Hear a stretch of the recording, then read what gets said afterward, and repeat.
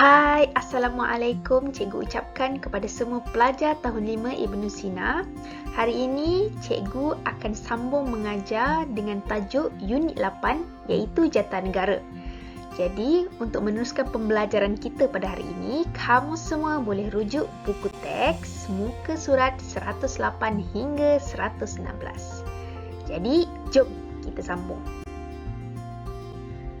Standard pembelajaran yang kita akan tempuhi pada hari ini adalah 9.1.1 iaitu menyatakan sejarah jata negara dan juga K9.1.4 iaitu menyatakan kepentingan menghormati jata negara. Kenali jata negara. Kenal ke kita dengan jata negara ni? Ni gambar jata negara yang cikgu hantar dalam grup WhatsApp tadi kan. Tapi cikgu, apa ni jata negara ni? Saya tak tahulah benda ni jata negara. Cikgu boleh terangkan? Okey, jom kita tengok apa itu jata negara. Jata negara merupakan lambang rasmi kebesaran dan kedaulatan Malaysia. Apa maksudnya lambang rasmi kebesaran dan kedaulatan Malaysia? Ianya bermaksud jata negara ni menunjukkan negara Malaysia merupakan sebuah negara yang berdaulat, iaitu sebuah negara yang mempunyai kuasa tersendiri, sebuah negara yang merdeka daripada penjajah, dan ianya menunjukkan sebuah negara yang aman dan harmoni. Seterusnya, jata negara juga merupakan simbol perpaduan, kemegahan dan identiti rakyat Malaysia. Ini bermaksud jata negara ni menunjukkan rakyat Malaysia hidup dalam keadaan aman damai dan juga merupakan satu lambang yang menunjukkan itu adalah rakyat Malaysia. Okey, jom kita tengok sejarah jata negara. Jata negara pun ada sejarah yang tersendiri. Tapi, bila jata negara diperkenalkan di Malaysia? Jata negara diperkenalkan di Malaysia pada tahun 1948 dan ia mengalami perubahan pada tahun 1963 dan masih mengalami perubahan pada tahun 1965. Tapi sehingga kini, jata negara yang ada adalah jata negara yang kekal. Jadi, jom kita tengok start daripada 1948. Pada tahun 1948, jata negara telah diperkenalkan. Tapi cikgu, siapa yang bagi jata negara ni diperkenalkan? Yang memperkenankan jata negara di Malaysia adalah Raja-Raja Melayu. Kenapa diperkenankan? Diperkenankan merupakan bahasa istana yang digunakan untuk sultan dan juga kaum kerabatnya. Jadi, maksud diperkenankan di sini adalah memberi keizinan ataupun memberi persetujuan. Jadi, jata negara telah diberi persetujuan untuk diperkenalkan pada tahun 1948. Jom kita tengok jata negara pada tahun 1948 ni ada apa. Okey. Jata negara pada tahun 1948 memaparkan lambang. Yang pertama adalah 5 bilah keris. Jom kita tengok. Ini 1 bilah. Tak nampaklah pula. Kita ambil color biru. Okey, ni adalah 5 bilah keris. Ya Allah. Okay, seterusnya kita ada Melaka dan Pulau Pinang. Ini adalah lambang Melaka dan ini adalah lambang Pulau Pinang. Seterusnya kita ada 4 warna dalam petak pada perisai. 4 warna dalam petak pada perisai ini yang ni. Yang mana kita ada warna putih, warna merah, warna hitam dan juga warna kuning. Seterusnya kita ada lambang 2 ekor harimau. Ni 2 ekor harimau yang memegang perisai. Seterusnya kita ada bintang pecah 11. Yang di atas ni, bintang pecah 11. bucu dia ada 11. Dan seterusnya kita ada bulan sabit warna kuning. Ini bulan sabit warna kuning. Dan juga cogan kata bersekutu bertambah mutu dalam tulisan Jawi dan juga dalam bahasa Inggeris. Unity is strength dalam bahasa Inggeris dan juga bersekutu bertambah mutu dalam bahasa Jawi. Dalam tulisan Jawi. Pada tahun 1963, apa benda yang diubah pada Jatanegara, cikgu?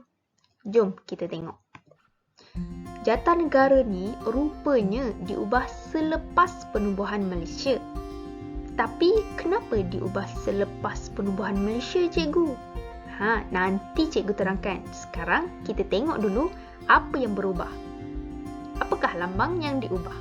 Yang pertama adalah lambang Singapura, Sarawak dan Sabah telah dimasukkan ke dalam Jatanegara.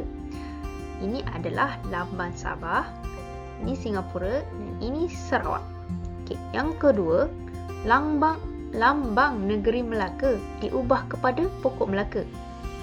Ni. Sebelum ni, Jatanegara pada 1948, lambang negeri Melaka merupakan bangunan stadius yang warna merah telah digunakan dan pada 1963 ia ditukar kepada pokok Melaka. Seterusnya, cogan kata bersekutu bertambah mutu juga diubah kepada bahasa Melayu. Bersekutu bertambah mutu. Jadi, unity is strength tu dia telah buang dah. Dia tak guna dah. Dia dah tukar kepada bahasa Melayu. Sekarang ni cikgu akan terangkan kenapa Jatanegara ni diubah selepas penubuhan Malaysia. Semasa penubuhan Malaysia, Singapura, Sarawak dan Sabah telah bersetuju untuk bergabung dengan Semenanjung Malaysia lah. Jadi, apabila bergabungnya Singapura, Sabah, Sarawak dengan Semenanjung, maka kerajaan perlu memasukkan lambang yang melambangkan Singapura dan Sarawak dan Sabah telah bergabung dengan Semenanjung. Jadi, masuklah lambang-lambang Singapura, Sabah dan Sarawak ke dalam Jatanegara pada tahun 1963 disebabkan persetujuan pergabungan negeri-negeri tersebut. Pada tahun 1965, apa yang berubah? Jatanegara mengalami sedikit sahaja perubahan pada tahun 1965. Jom kita tengok apakah yang berubah. Yang pertama adalah lambang Singapura digugurkan. Cikgu, tadi lambang Singapura masuk. Sekarang lambang Singapura telah dikeluarkan ataupun digugurkan. Apa jadi gitu? Sebenarnya pada tahun 1965, pemimpin Singapura telah mengambil keputusan untuk keluar daripada penubuhan Malaysia. Hal ini disebabkan oleh beberapa faktor seperti faktor politik, faktor ekonomi dan juga faktor masalah perkauman. Jadi lambang Singapura ni diganti dengan apa? Lambang Singapura telah diganti dengan lambang bunga raya, iaitu bunga kebangsaan negara Malaysia. Jadi Jatanegara yang diubah pada tahun 1965 tu digunakan sehingga kini. Tapi Jatanegara tu dikemas kini. Maksudnya Jatanegara tu dikemaskan untuk menjadi lebih cantik. Jom kita tengok apa yang dikemas kini. Yang pertama adalah lambang Pulau Pinang. Lambang Pulau Pinang menjadi lebih cantik dengan pokok Pulau Pinang dan juga jambatan. Yang kedua, 2 ekor harimau diubah menjadi lebih realistik. Kalau kita tengok kat sini, harimau ni bentuknya kita tengok lebih real ataupun macam harimau betul lah, macam harimau sungguh-sungguh. Bukannya harimau lukisan ataupun harimau kartun. Itu masuk realistik, yang betul, benda nampak macam betul. Dan yang ketiga, lambang negeri Sarawak dan Sabah telah diubah. Kita tengok sini, dia diubah kepada jata negeri masing-masing. Yang berbentuk burung kenyalang dan ini kita ada tengok ada gunung Kinabalu. Dan yang terakhir, lambang-lambang lain dikekalkan. Maksudnya lambang-lambang lain tak ditukar. Semua lambang lain adalah sama. Persoalan kat sini adalah apa pentingnya kita ni menghormati jata negara kita? Yang pertama adalah sebagai lambang kemegahan rakyat. Maksudnya kita kena bangga dengan jata negara kita. Ia melambangkan keseluruhan negara Malaysia. Yang kedua adalah sebagai lambang rasmi negara. Ini maksudnya apabila kita di luar negara, orang boleh tahu tu adalah lambang rasmi negara kita. Maksudnya di bangunan-bangunan kerajaan ada lambang tu. Di surat-surat rasmi ada lambang, ada jata negara tu. Yang ketiga sebagai identiti negara. Macam cikgu kata tadi, kalau orang luar negara Malaysia ni tengok jata tu, oh ni memang jata negara Malaysia. Itu sebagai identiti, sebagai tanda pengenalan negara Malaysia. Seterusnya lambang kedaulatan negara. Macam awal-awal cikgu kata tadi, kedaulatan negara maksudnya menunjukkan Malaysia ni sebuah negara yang merdeka, yang bebas daripada penjajah, yang bebas daripada perang, bebas daripada pihak-pihak luar yang ingin merosakkan negara kita. Dan yang terakhir kat sini adalah memangkin semangat patriotik. Maksudnya bila kita sebagai rakyat Malaysia tengok jata negara, kita rasa sayang dengan negara Malaysia kita sendiri dan kita rasa nak melindungi negara kita. Okey. Cikgu, lambang dan warna pada jata negara tu ada maksud yang tersendiri ke? Maksudnya soalan memeh kat sini. Warna kuning tu ada maksud ke? Bunga raya tu ada maksudnya ke? Harimau tu ada maksud je ke? Kenapa dia dimasukkan ke dalam jata negara kita? Tengok cikgu dia jawab. Ya, betul tu. Setiap lambang dan warna tu mempunyai maksud yang tersendiri. Tapi kita akan belajar maksudnya pada kelas akan datang. Sekian sahaja pembelajaran kita untuk jata negara pada hari ini. Terima kasih kepada semua pelajar tahun 5 Ibn Sina yang telah memberikan fokus sehingga akhir video.